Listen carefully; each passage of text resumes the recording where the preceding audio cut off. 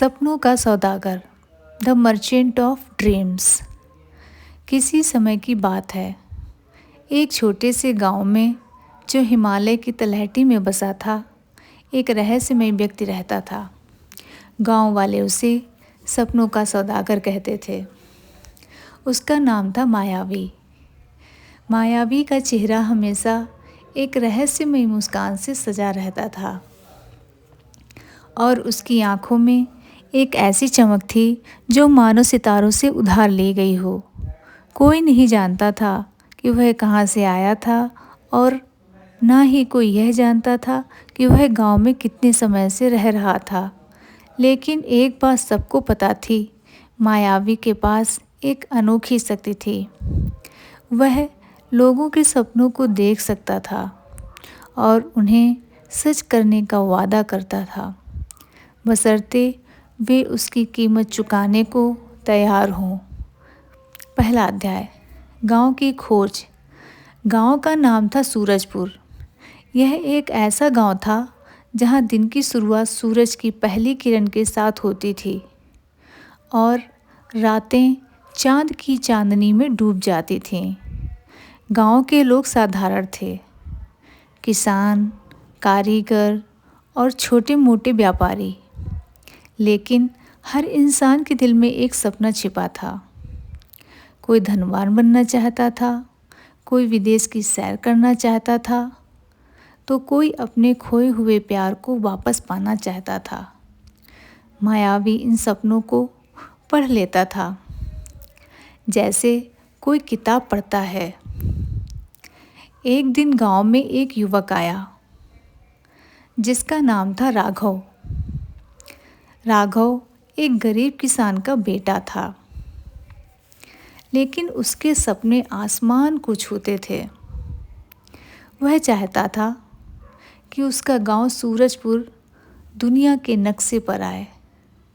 वह चाहता था कि गांव में एक ऐसा स्कूल बने जहां हर बच्चा पढ़ सके और गांव की हर गली में बिजली की रोशनी हो।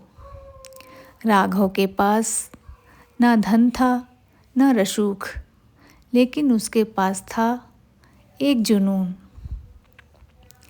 राघव ने मायावी के बारे में सुना था। गांव के चौपाल पर बैठे बूढ़े लोग मायावी की कहानियां सुनाते थे। कुछ कहते थे कि वह एक जादूगर है, तो कुछ कहते थे कि वह एक धोखेबाज है। लेकिन राघव को इन बातों से कोई फर्क नहीं पड़ता था। उसने ठान लिया था कि वह मायावी से मिलेगा और अपने सपने को सच करेगा। दूसरा अध्याय, मायावी से मुलाकात। एक रात जब चांद पूरे शबाब पर था, राघव मायावी के झोपड़े की ओर चल पड़ा। मायावी का झोपड़ा गांव के बाहर एक पुराने बरगद के पेड़ के नीचे था। झोपड़े के बाहर एक छोटा सा दिया जल रहा था और हवा में एक अजीब सी खुशबू थी, जैसे जंगल के फूलों और पुरानी किताबों की महक का मिश्रण। राघव ने हिम्मत जुटाकर झोपड़े का दरवाज़ा खटखटाया। आओ राघव, एक गहरी आवाज़ गूंजी। राघव चौंक गया। उसे आश्चर्य हुआ कि मायावी को उसका नाम कैसे पता। वह अंदर गया और देखा कि मायावी एक पुरानी चटाई पर बैठा है। उसके सामने एक छोटा सा दर्पण रखा है। दर्पण में कोई प्रतिबिंब नहीं था, लेकिन उसमें रंग बिरंगे धुएं जैसे बादल तैर रहे थे।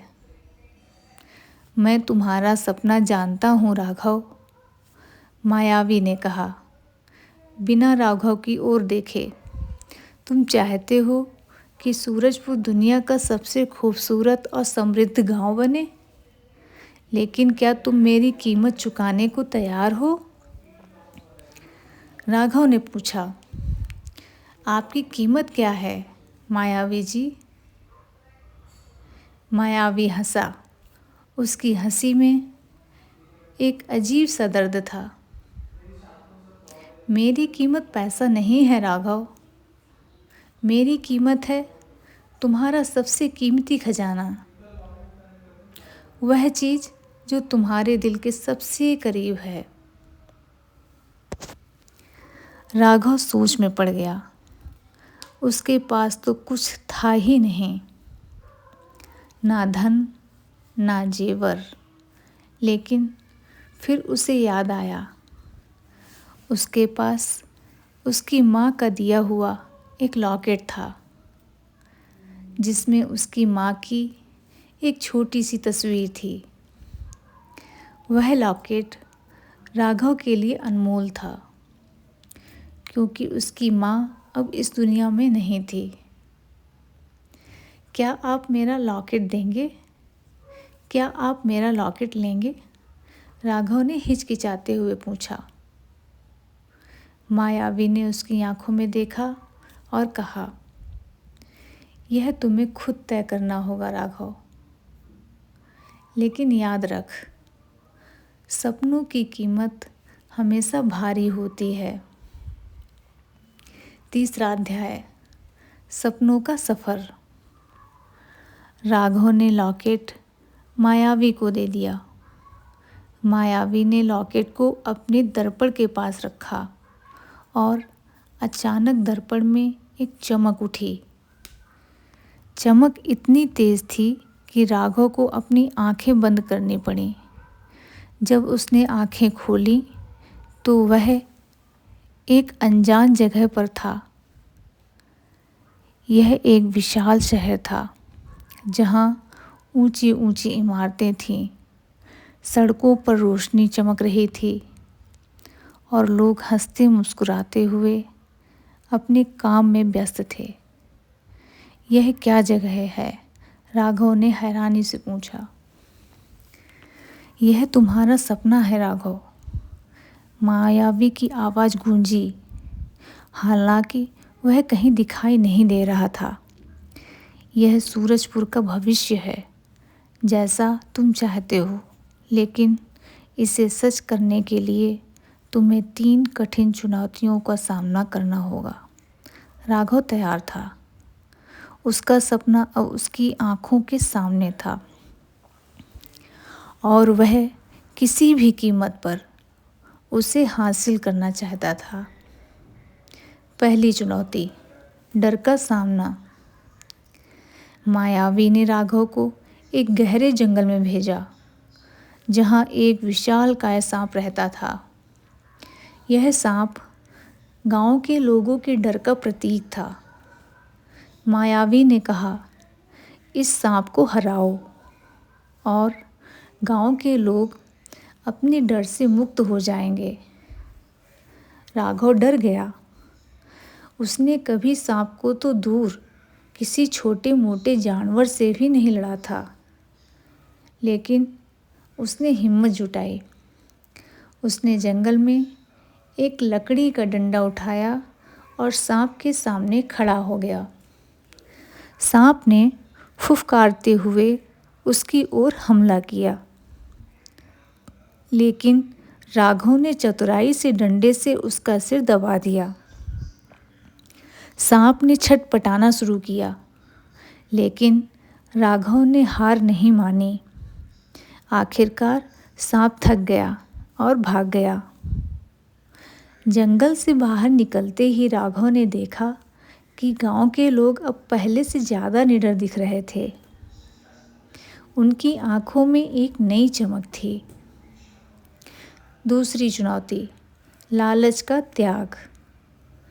दूसरी चुनौती के लिए मायावी ने राघव को एक सोने की खदान में भेजा। वहाँ एक बूढ़ा खनिक मिला, जो राघव को सोने का एक बड़ा ढेर देने को तैयार था, बशर्ते राघव अपने सपने को भूल जाए। तुम्हें यह सारा सोना मिल सकता है राघव, बूढ़े ने कहा।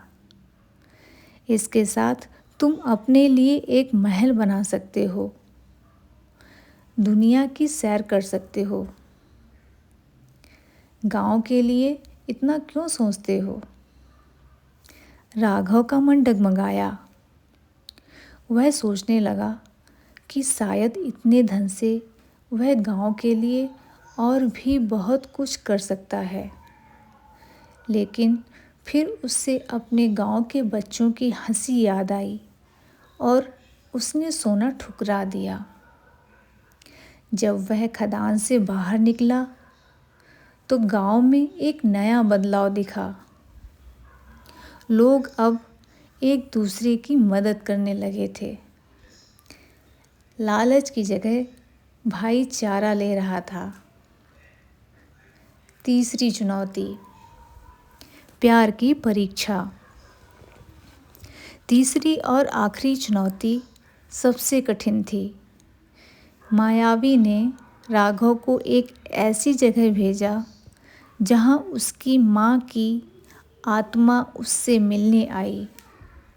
उसकी माँ ने कहा, राघव, अगर तुम अपने सपने को छोड़ दोगे तो मैं तुम्हारे साथ हमेशा रहूँगी।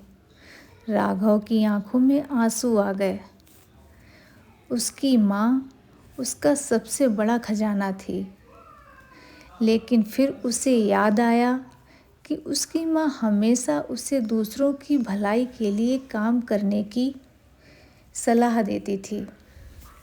उसने अपनी माँ की आत्मा से कहा, माँ, तुम मेरे दिल में हमेशा रहोगी, लेकिन मुझे गांव के लिए अपना सपना पूरा करना है।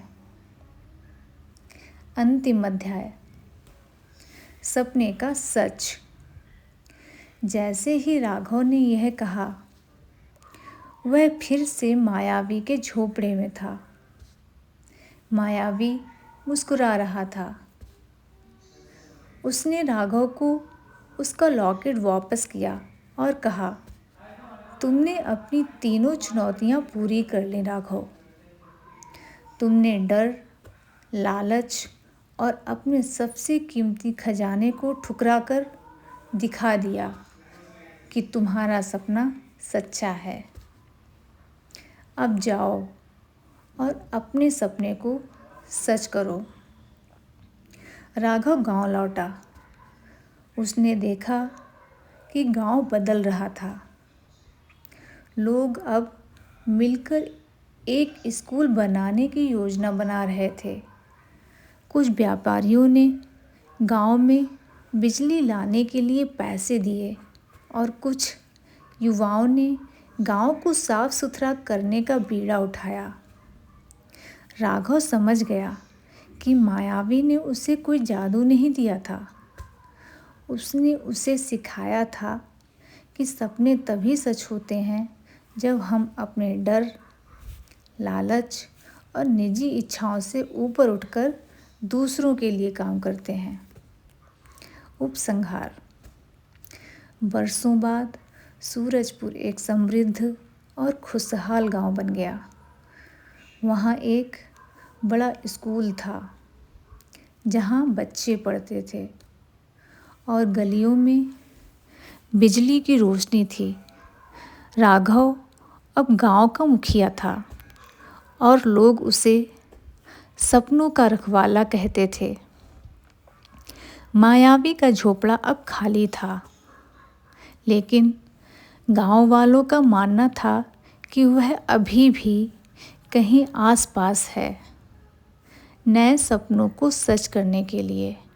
और इस तरह सूरजपुर की कहानी एक प्रेरणा बन गई, यह सिखाने के लिए कि सपने वही सच होते हैं जो दूसरों की भलाई के लिए देखे जाते हैं। Thank you.